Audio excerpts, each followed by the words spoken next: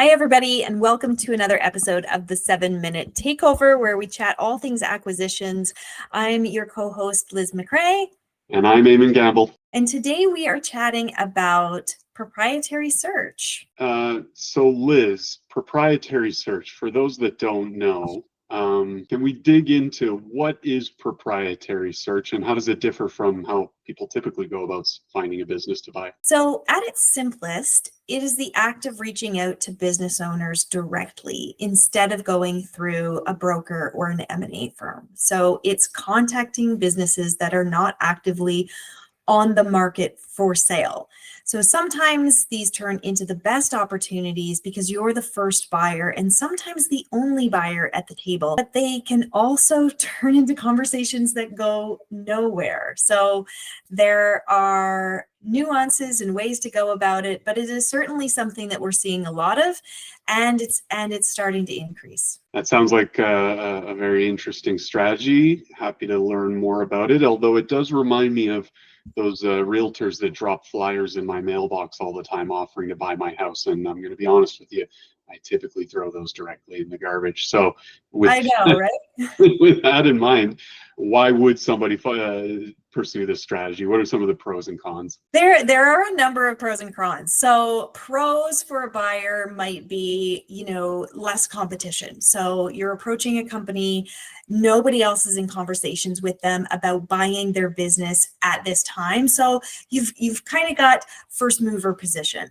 Another pro may be that there can be an opportunity to get a better purchase price or more flexible terms. So we've seen people be able to negotiate more seller financing in some cases, and you really get to build rapport and an intimate connection with the business owner directly in these instances. On the other hand, the cons category, they are not using a broker or an M&A firm, so they're very unguided in the process. So the buyer tends to be the one now driving the process and informing them of what next steps are and setting expectations. And it's a very delicate, sensitive conversation in many ways. And so you have to also be a little bit of the psychologist and the M&A advisor to them. So it's really important to understand the process of acquisition as you go down this path, because you end up guiding them a little bit in the process. And so that's where some folks who are in the acquisition stream only prefer to deal with brokered and M&A deals because the sell side is guided and they have their expectations are set to a degree. So that can be a big con is the timing can be a little bit more stretched out, and also the lack of guidance and the lack of advisory support for the business owner can create some friction and challenges at times. So those are just a few that we see. Yeah, I can imagine for a first-time buyer, it may be difficult to lead somebody when you yourself are a little bit unfamiliar with the process. So you'd have to read up and make sure that you're leading the seller well. So from what I understand, there's a couple of different approaches that a buyer could take when it comes to proprietary search. There'd be more of that broad mass outreach, the flyers in the mailbox, so to speak, and then something a little bit more tailored.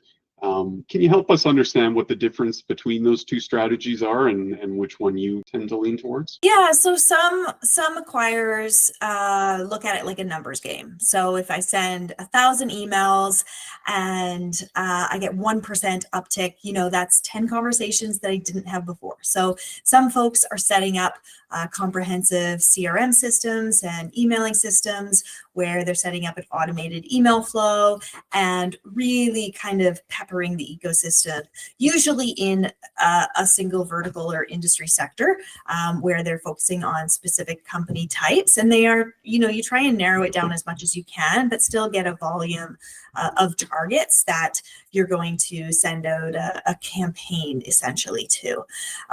This has its advantages and disadvantages as well. So that's kind of the first approach that a lot of people would explore, Eamonn. Okay, and then I think on the flip side, there's the more researched and targeted approach.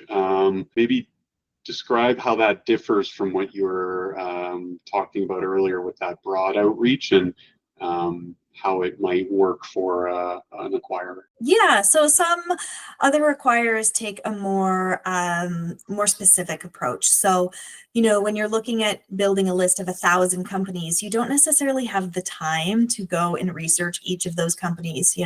How are they owned? What does the ownership group look like? How old are the owners? How many employees do they have? So you try and find that information as much as you can through databases and that sort of thing, and narrow it down as much as you can.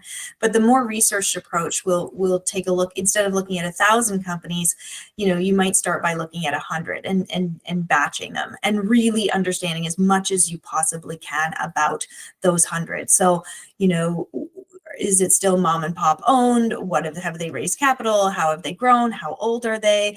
Really trying to find as much information out about these core list of companies, so that when you do that outreach, you have more to talk to them about. And it doesn't look like you're just looking for any company, you're looking for their company. And you really took the time to research and understand as much as you could that was publicly facing about their company.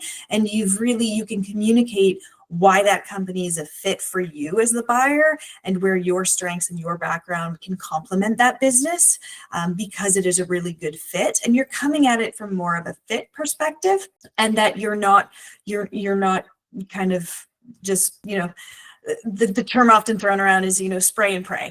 It's not a spray and pray approach. It's more delicate and more thoughtful. Awesome. So if I was a buyer listening right now, how do I determine which of these two strategies may be best for me? Some of the conversation and the decisions can come down to resources. So the mass email campaign approach can be automated.